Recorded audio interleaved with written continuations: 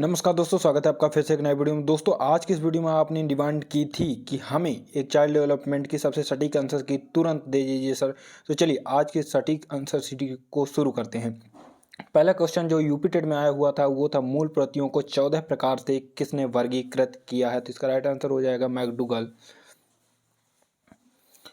दूसरा क्वेश्चन है हमारे यहाँ पे, किसी दूसरी वस्तु की अपेक्षा एक वस्तु पर चेतना का केंद्रीकरण अवधान है, यह कथन किसका है। तो इसका राइट आंसर बी नंबर के ऊपर चल जाएगा, यानी कि डम्बेल। तीसरा क्वेश्चन है हमारा, निम्नलिखित में किसका नाम सुजनन शास्त्र के पिता से जुड़ा हुआ है। तो इसका राइट आंसर है हमारा गॉल्टन। चौथा क्वेश्चन था, 12 वर्ष से 16 वर्ष के बालकों हेतु हिंदी में डॉक्टर एस जलोटा ने कौन सा परीक्षण प्रतिपादित किया। तो इसके 4 ऑप्शन थे, जिसमें से फर्स्ट ऑप्शन साधारण मानसिक योग्यता परीक्षण, इसका राइट आंसर सही था। बुद्धि के द्विकारक सिद्धांत का प्रतिपादन किसने किया। तो इसका राइट आंसर होगा स्पीयरमैन, ये तो सबको जानता है। अगला क्वेश्चन हमारा था, ब्लूप्रिंट निम्नलिखित में से किस महत्वपूर्ण का घटक है। तो इसमें राइट आंसर आपका हो जाएगा टेस्ट कंस्ट्रक्शन, यानी कि परीक्षण का निर्माण। अगला क्वेश्चन है हमारा, चलिए देखते हैं, विकास की पूर्व संक्रियात्मक अवस्था निम्नलिखित में से किसने दिया। तो इसका राइट आंसर हो जाएगा पियाजे महोदय ने दिया। और अगला क्वेश्चन है, MPPI परीक्षण का उपयोग निम्नलिखित में से किसके लिए किया जाता है। तो इसका राइट आंसर हो जाएगा व्यक्तित्व, जो कि इसमें राइट आंसर लगा ही हुआ है लेकिन और सही भी है। चलिए अगला क्वेश्चन देखते हैं कि अधिगम हेतु निम्नलिखित में से सर्वाधिक आवश्यक क्या। तो ये क्वेश्चन सबसे बड़ा कन्फ्यूजन भरा था। इसमें हम लोग मानते हैं रुचि सब लोगों ने लगाया है, लेकिन इसका राइट आंसर मोटिवेशन है और ये क्वेश्चन कोर्ट में जा सकता है।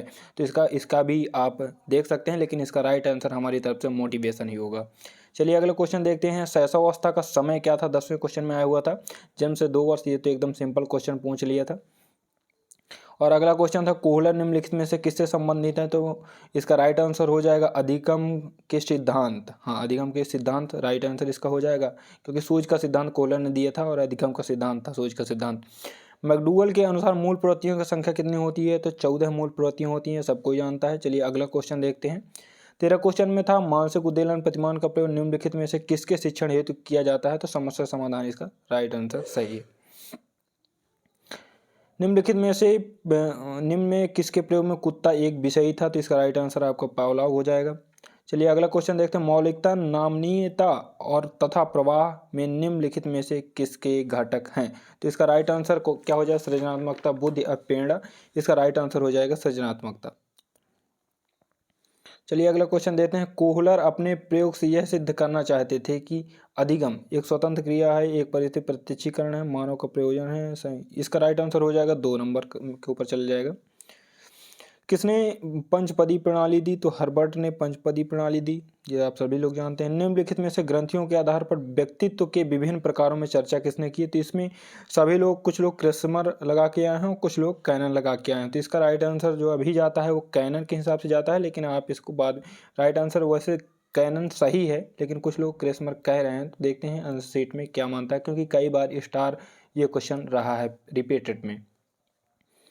तो चलिए अगला क्वेश्चन देखते हैं, सृजनात्मकता मौलिक परिणामों का व्यक्त करने की मानसिक प्रक्रिया है, यह कथन किसका है। यह क्रो एंड क्रो का है। राइट आंसर इसका हो जाएगा, कुछ लोगों ने कॉल एंड ब्रूस भी लगाया, तो ये गलत है। क्रो एंड क्रो इसका राइट आंसर है। BF स्किनर के अनुसार बच्चों में भाषा का विकास होता है। तो इसका राइट आंसर हो जाएगा अनुकरण और प्रबलन के फलस्वरूप। इसमें भी राइट आंसर लगे हुए हैं ज़्यादातर जो आप देख रहे हैं। ये उत्साह है, तो इसमें कुछ लोगों ने संवेग लगाया, लेकिन ये गलत है। इसका राइट आंसर मूल प्रवृत्ति ही है। बालकों के सामाजिक विकास को प्रभावित करने वाले तत्व हैं, तो ये सामाजिक परिवेश जन्य तत्व, इसका राइट आंसर हो जाएगा। हम बहुत फास्ट बता रहे हैं क्योंकि आपको अभी सिर्फ उत्तर की आवश्यकता है। चलिए अगला देखते हैं, शारीरिक विकास का एक प्रमुख नियम निम्नलिखित में से कौन सा है। तो इसका द्रुतगामी विकास का नियम और अमिता के नियम, और ये सभी दिए हुए हैं, तो आप इसका राइट आंसर कमेंट करिए। चलिए मैं आपको बता देता हूँ कि इसका राइट आंसर आपका हो जाएगा कल्पना, संवेगात्मक संबंध, द्रुतगामी विकास का नियम, एकदम राइट आंसर, इसका राइट आंसर चल जाएगा। अगला क्वेश्चन क्या है, निम्नलिखित में से कौन सा विकास का सिद्धांत नहीं है। तो इसका राइट आंसर आप कमेंट करिए, जल्दी से कमेंट करिए, मैं तुरंत आपको इसका राइट आंसर बताता हूँ कि इसका निरंतरता का विकास का सिद्धांत आप जानते हैं कि इसका राइट आंसर सही है। और अनुकूलित प्रत्यावर्तन का सिद्धांत इसका राइट आंसर हो जाएगा, क्योंकि इसमें नहीं पूछा हुआ है, आप देख सकते हैं। चलिए, विकास के परिणाम स्वरूप नवीन योग्यताएं और नवीन विशेषताएं जहां पर आ जाता है, वो हमने हरदम बताया है आपको कि नवीन योग्यताएं और नवीन विशेषताएं जहां आ जाए तो भैया आपको हर लाख लगा देना है। और इस बार इसमें कन्फ्यूजन भी नहीं डाला था, लेकिन कई बार इसमें क्रोएंट को और ये और स्किनर लगा देता था, कुछ लोग कंफ्यूज हो जाते थे, लेकिन हॉरलॉक इसका राइट आंसर। इस बार कंफ्यूजन भी भरा भी नहीं था। अगला क्वेश्चन हमारा, पूर्व अनुभव के आधार पर संवेदना को अर्थ प्रदान करना क्या कहलाता है? तो इसका राइट आंसर हो जाएगा प्रत्यक्षीकरण। सीखने में प्रयास एवं भूल के सिद्धांत का प्रतिपादन किसने किया? तो इसका राइट आंसर चौथे नंबर के साथ जाएगा, यानी कि थॉर्नडाइक ने किया।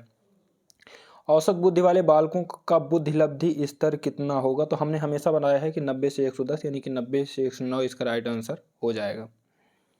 निम्नलिखित में से तरल क्रिस्टलीय बुद्धि के प्रतिमान के प्रतिपादक थे? तो कैटल इसका राइट आंसर हो जाएगा। क्या इसका राइट आंसर होगा? कैटल महोदय। क्रिया प्रसूत अधिगम का सिद्धांत का प्रतिपादन किसने किया? तो इसका स्किनर राइट आंसर हो जाएगा।